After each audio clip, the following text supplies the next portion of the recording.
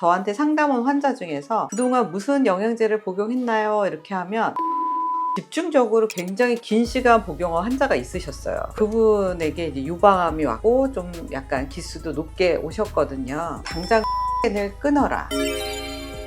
약사님 안녕하세요. 안녕하세요. 저번에 저희가 이제 암 환자가 먹으면 좋은 영양제에 대해서 소개했었는데 네. 이번에는 이제 먹으면 안 되는 영양제를 소개해 주신다면서요. 네. 오늘은 특히 항암 중, 표준 치료 중에 주의해야 될 영양제 3가지 오늘 소개해 드릴 텐데요. 첫 번째는 콜라겐, 두 번째는 철분제, 세 번째는 글루타치온입니다. 일반 젊은 분들도 많이 지금 이너 뷰티가 요즘 강화되기 때문에 피부 탄력을 해서 우리 콜라겐, 글루타치온 제제 많이 쓰고 계신데요. 물론 우리 정상인들에게 아주 좋은 영양소이죠. 그러나 우리 항암 중인 환자에게는 좀 주의해야 될 영양제이다 라고 해서 오늘 소개시켜 드리려고 합니다. 콜라겐 하면은 되게 이제 피부에 좋다고 많이 알려져 있잖아요. 그렇죠. 근데 이게 암 환자분들한테는 안 좋을 수가 있는 건가 보네요. 네, 왜 그러냐면은 TM이라고 해서 튜머 마이크로 인바이러먼트, 종양 주변의 미세 환경이 요즘은 세계적으로 굉장히 주목받고 있는 환경입니다. 암세포가 있고 그 주변 환경이 어떠냐에 따라 암의 증식이 빨라지고 또 멈춰질 수도 있다는 것이죠. 콜라겐이 TME에 영향을 준다라는 연구 결과가 너무나 많습니다. 예를 들면 이 암을 둘러싸고 있는 공간이 종양 미세 환경인데 콜라겐 섬유가 암세포에게 기를 내주고 있다라는 뜻이에요. 그런 연구가 있는 거죠. 네네네. 그러니까 콜라겐 섬유가 많아지면 이 주변 환경이 어떻게 되냐면 암세포가 2배에서 5배의 전이 능력을 획득하게 됩니다. 콜라겐은 암세포한테 아주 고속도로를 깔아준다. 특히 어떤 암에 굉장히 영향을 많이 주냐? 유방암, 췌장암, 폐암 같은 이런 고형암에 콜라겐이 많아지는 순간 전이 속도가 빨라집니다. 저한테 상담 온 환자 중에서 그동안 무슨 영양제를 복용했나요? 이렇게 하면 콜라겐을 집중적으로 굉장히 긴 시간 복용한 환자가 있으셨어요. 그분에게 이제 유방암이 왔고 좀 약간 기수도 높게 오셨거든요. 당장 콜라겐을 끊어라. 특히 이 종양 주변에 콜라겐으로 꽉 이렇게 둘러싸여 있다면은 밀집도가 높아진다면은 우리 몸의 T세포라든지 암을 공격하는 면역세포가 이 콜라겐을 뚫고 암한테 올 수가 없게 돼요. 이해되셨죠? 쉽게 얘기하면 면역세포가 가는데 방해가 된다. 이 섬유성 벽이 딱 이렇게 생기면서 주변에 성벽을 쌓아준다라고 생각하시면 돼요. 콜라겐이요? 네, 콜라겐이 암 주변에 성벽을 쌓는다. 네, 이해되셨죠? 그러면은 우리 몸이 공격하는 세포가 암세포를 공격을 할 수가 없습니다. 그래서 결론적으로 콜라겐이 너무나 풍부하신 분들은 면역 항암제에 대한 반응이 떨어질 수 있다라는 보고가 되어 있습니다. 그러니까 좋은 세포들이 네. 그러니까 암을 이제 공격을 못 하는 거네요. 콜라겐이 그렇죠. 막고 있어서. 콜라겐이 많아지면은 이 항암제도 종양 속으로 들어갈 수가 없게 됩니다. 항암제에 대한 내성이 굉장히 높아집니다. 물론 콜라겐은 좋은 성분이죠. 근데 암 환자분들에게는 그렇죠. 안 좋은 암 거네요. 환자에게는 안 된다. 콜라겐 축적이 전이와 직결되는 암을 한번 알려드린다면 유방암, 호르몬 양성,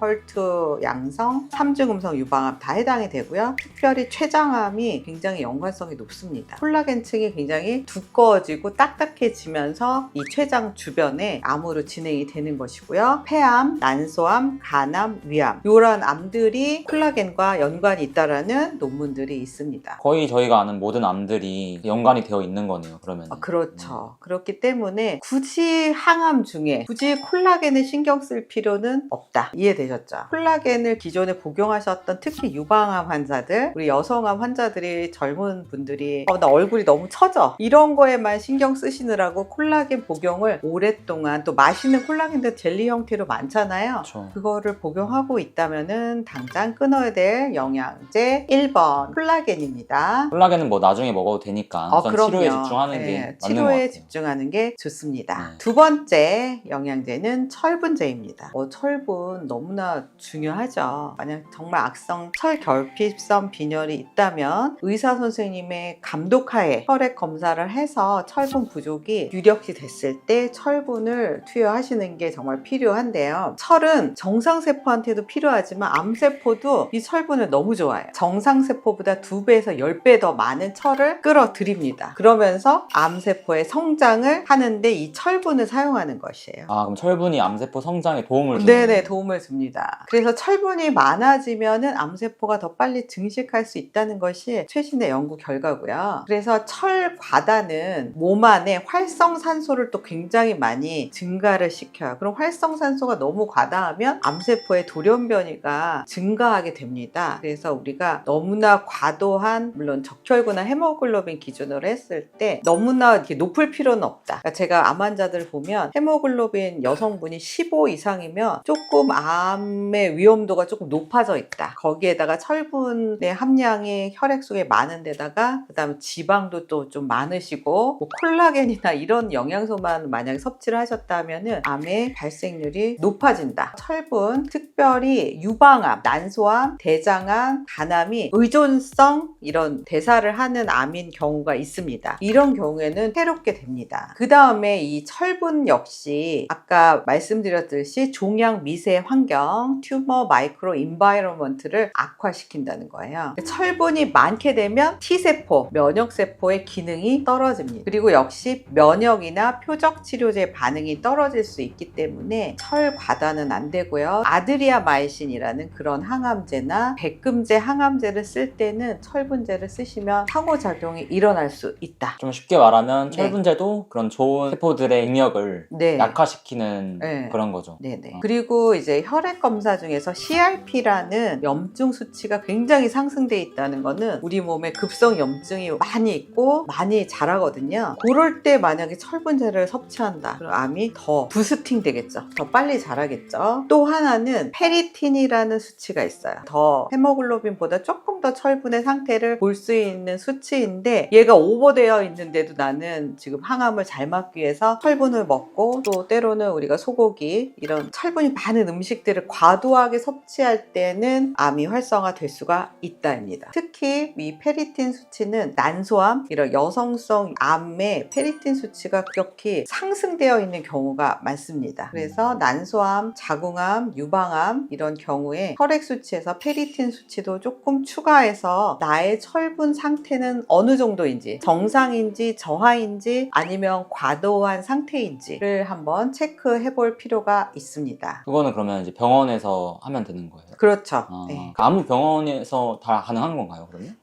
근데 이제 종합병원에서 선생님의 오더가 필요하기 때문에 그냥 저는 항상 건강검진센터 가셔서 기본 검사에 요거 페리틴도 추가해 주세요. 뭐 CRP도 추가해 주세요. 종양 표지자도 추가해 주세요. 비타민 D 검사도 추가해 주세요. 이렇게 하시면 됩니다. 철분제는 언제 그러면 복용하지 말라는 얘기가 아니고 페리틴 수치가 30 이하일 때 엄청 낮다는 거예요. 철분을 운반하는 이 페리틴이 너무 낮다는 건 부족하다는 뜻이고 위장에 출혈이 있다든지 수술을 해서 정말 헤모글로빈 수치가 너무 낮다. 이럴 때는 정말 의사 선생님이나 우리 약사 선생님의 판단 하에 투여를 해야 되는 것이 정말 철분 영양제입니다. 요즘 햄철 성분의 영양제가 굉장히 많이 나와 있어요. 그래서 우리 20대부터 우리 여성들은 생리를 하기 때문에 혈 부족인 상태가 있을 수 있죠. 한 달에 한 번씩. 그래서 이제 햄철 영양소를 딱 먹으면 굉장히 컨디션이 격히 회복이 되고 좋습니다. 왜냐하면 저희는 생리를 통해서 혈액이 많이 빠져나갔기 때문에 보충을 해주면 좋지만 그건 정상인의 경우, 정상인 여성인 경우고요. 우리 항암 중인 여성분들 철분 부족하다 그래서 그냥 철분을 직접 섭취하는 거는 저는 조금 감독이 필요하다라고 생각합니다. 그 다음에 우리 세 번째, 우리 항산화제 글루타치온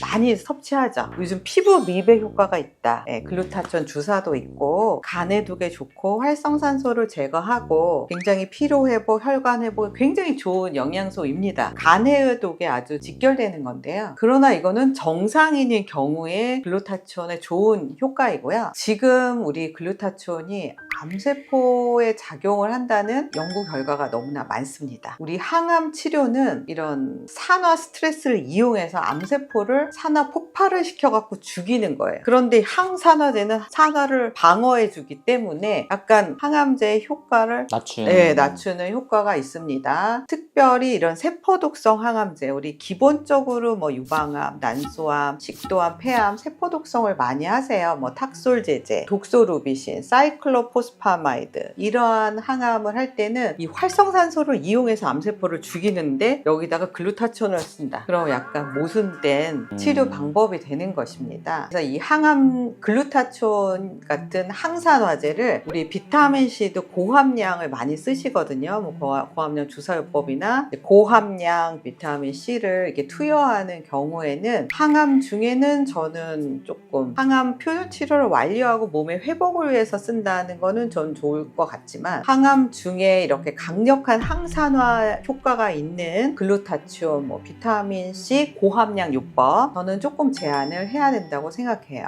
글루타치온은 암세포에 역시 보호막 역할을 합니다. 이 암세포는 생존을 위해서 글루타치온을 일반 세포보다 3배에서 10배까지 확 증가를 시키는 거예요. 왜냐하면 항암제로부터 나를 보호하기 위해서. 그러면 우리가 항암 중에 글루타치온을 보충을 하게 되면 어떻게 될까요? 암세포를 도와주는 역할이 암세포의 방패를 더 아주 철벽 방어를 하는 역할을 하게 되기 때문에 글루타치온은 안 되겠습니다. 글루타치온 농도가 높은 종양일수록 항암제에는 내성이 더 강하다. 종양 주변에 이제 글루타치온이 너무 많아졌다. 이거는 좋은 뜻은 아니고 역시 항산화제는 면역 항암제의 효과를 떨어뜨린다. 이렇게 생각하시면 되겠고요. 3가지 글루타치온이나 고함량 비타민C, 경구요법, 또 정맥요법은 지금 항암이나 방사를 할 때는 조금 자제를 하시고 항암제 투여 후 최소한 3일 이후에 비타민C 요법을 하시는 분들은 그렇게 하셨으면 좋겠습니다. 항암제 농도가 어느 정도 체내에서 떨어진 후에 복용을 하시는 게 좋고 저희 열방상담소에서는 이런 비타민C는 저는 그냥 천연의